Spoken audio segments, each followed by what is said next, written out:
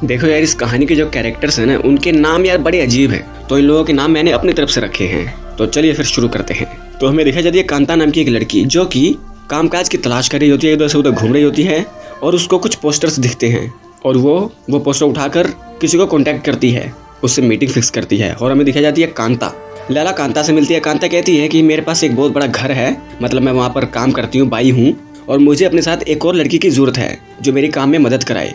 मेरी मालकिन है शालिनी, मेरे मालिक हैं अमीरी लाल, और शालिनी प्रेग्नेंट है और उनका ध्यान रखना है, तो मैं तुम्हें इतने रुपए दूंगी। तो लैला सुबह की बस लेके पहुंच जाती है शालिनी के घर पर। शालिनी प्रेग्नेंट होती है, वो थोड़ी सी एक्सरसाइज करती है। कांता उनके लिए खाना लाती है और वो इंट्रोड्यूस करवाती है लैला से कि लैला भी अब आपके यहाँ पर मदद करवाएगी बहुत सारे कामों में। उसका लैला इधर उधर के काम करती है। शालिनी बहुत अमीर है, वो एंजॉय करती है। तभी दोपहर हो जाती है। दोपहर में मून स्कूल से आती है और लैला इसके साथ खेलने की कोशिश करती है, इसके साथ घुलने मिलने की कोशिश करती है। और शालिनी कहती है कि लैला कैसे लगी तुम्हें। उसके बाद जब इन सब लोगों का खाना हो जाता है इवनिंग में, यानी कि डिनर के टाइम पर, तो कांता और लैला दोनों मिलकर जो बचा हुआ खाना होता है मालिकों का, वो खाते हैं। फिर और रात होती है। उसके बाद आता है अमीरी लाल। कांता अमीरी लाल को लैला से मिलाते कि हमारी नई नौकरानी है, यहाँ के सारे कामकाज ये भी देख रही है मेरे साथ साथ। और फिर अमीरी लाल और शालिनी दोनों सोने लगते हैं, लेकिन अमीरी लाल कहता है कि मुझे थोड़ा सा प्यार करो। तो शालिनी अमीरी लाल को खुश करने के लिए एनएल ट्राई करती है, बट वो एनएल कर नहीं पाती। वो कहती है चलो मैं बीजे करती हूँ, लेकिन वो बीजे भी ठीक से नहीं दे पाती।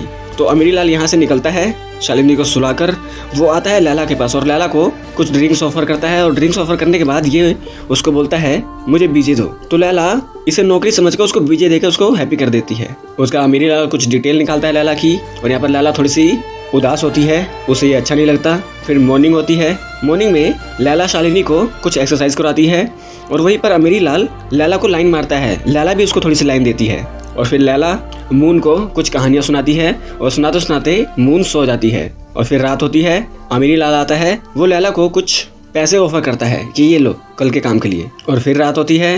रात होने के बाद अमीरी लाल फिर से अपनी वाइफ को सुलाकर, अपने बच्चे को सुलाकर आता है लैला के पास और लैला के साथ डिंग डोंग करने लगता है। कांता इस बात को नोटिस करती है। फिर मॉर्निंग होती है। लैला सबके लिए खाना सर्व करती है। खाना सर्व करने के बाद ये फ्रेश होने आती है। वहाँ पे कांता भी फ्रेश हो रही होती है। कांता लैला से पूछती है अगर तुम्हें कोई दिक्कत है तो मुझे बताओ, यहाँ कोई परेशानी है, कोई दिक्कत है तो बताओ। लेकिन लैला कहती है नहीं मुझे कोई दिक्कत नहीं, मुझे तो बहुत मज़ा आ रहा है। उसके बाद कांता आती है शालिनी के मदर के पास और उसको बताती है कि तुम्हारा जो दामाद है वो लैला के साथ एंजॉय कर रहा है, लैला हमारे घर की नौकरानी है, तो थोड़ा सा उस पर ध्यान रखो। तो शालिनी की मदर महिमा आती है शालिनी के पास उसका थोड़ा सा ध्यान रखने के लिए। और तभी वहाँ पर लैला सफाई कर रही होती है और एक हादसे में लैला झूमर से लटक जाती है और नीचे गिर जाती है। फिर ये लोग उसे हॉस्पिटल में भर्ती करवाते हैं। हॉस्पिटल में जब इसका MRI होता है तो डॉक्टर को पता चलता है कि लैला प्रेग्नेंट है। और ये बात नौकरानी को पता चलती है। नौकरानी महिमा को बताती है, महिमा शालिनी को बताती है। उसका शालिनी यहाँ पर तैयार होती है, वहीं पर आती है लैला और शालिनी लैला को थप्पड़ मारती है और फिर दोबारा थप्पड़ मारती है। और फिर लैला समझ जाती है मुझे थप्पड़ क्यों बज रहे हैं। वो बोलती है सॉरी मुझे माफ़ कर दो। तो महिमा कहती है ये लो पैसे, अब बताओ तुम्हें क्या करना है, बच्चा रखना है या गिराना है, बताओ। तो लैला कहती है मैं थोड़ा सा सोचकर बताऊंगी। शालिनी को बहुत बुरा लगता है।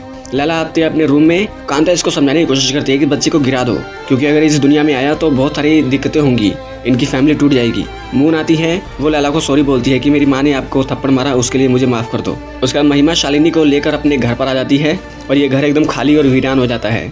और कुछ दिन गुजरने के बाद अमीरी लाल यहाँ से निकलता है अपने ऑफिस से और जाता है अपने घर पर, मतलब महिमा के घर पर जहाँ पर शालिनी है। और यहाँ पे दिखाई जाती है लैला का ध्यान कांता रख रही है, उसको अजीब तरह का खाना दे रही है, उसके खाने का पीने का सब चीज़ का ध्यान रख रही है। और उधर शालिनी 2 बच्चों को जन्म देती है। अमीरी लाल बहुत खुश होता है और वो खुशी में आता है अपने पुराने घर पर जहाँ पर लैला ठीक से खा पी रही है कुछ अजीब चीज़ें ताकि उसका बच्चा हेल्दी हो। और वहीं पर अमीरी लाल देखता है न्यूड होकर नहा रही है और तभी वहाँ पर कांता आ जाती है। अमीरी लाल देखता है कि ये तो खून की उल्टियाँ कर रही है और अमीरी लाल को अब पता चलता है कि ये प्रेग्नेंट है, तभी मेरे से इसको दूर रखा गया। यहाँ पर लैला का मिसकैरेज हो जाता है और फिर हमें बताया जाता है कि कांता, महिमा और शालिनी का यही प्लान था लैला का बेबी गिराने का, उसका मिसकैरेज कराने का। तो बच्चा खराब होने के बाद डॉक्टर लोग मिलकर लैला का जो बेबी डेथ हो गया है उसको बाहर निकालते हैं। फिर लैला के पास कांता आती है। लैला कांता को बोलती है तुम जानती थे ना तुम मुझे कुछ गलत चीज़ें दे रही हो जिससे मेरा बेबी मर जाए। कांता कहती है मैं सिर्फ अपना काम कर रही थी। तो लैला इसको लगाती है 2 झापड़। तो कांता सॉरी बोलती है और लैला बहुत दुखी होती है। उसके बाद लैला अगले दिन, मतलब 3-4 दिन बाद, बहुत हैप्पी मूड में अपनी बाइक से कहीं पर जा रही होती है। और यहाँ पर शालिनी और अमीरी लाल, इनके बीच में वो रिश्ता नहीं रहा, वो थोड़ा उदास होते हैं। फिर लैला आती है अमीरी लाल के घर पर और चुपके से अंदर घुसकर शालिनी के बेबी को अपना दूध पिलाती है। और फिर वहाँ पर अमीरी लाल आता है, वो दोनों बच्चे अमीरी लाल को पकड़ाती है और खुद कमरे में कहीं पर छुप जाती है।